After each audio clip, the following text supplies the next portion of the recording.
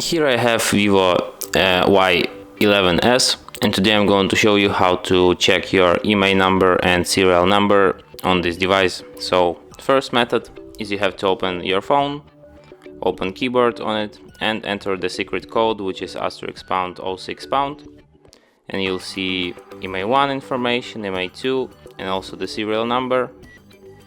And the second method, you have to open settings, scroll down to the bottom, go to the About Phone section, and here you have IMEI1, IMEI2, and in Model and Hardware section you have serial number. And that's it. Thanks for watching. If you find this tutorial useful, don't forget to hit that like button and subscribe to our channel.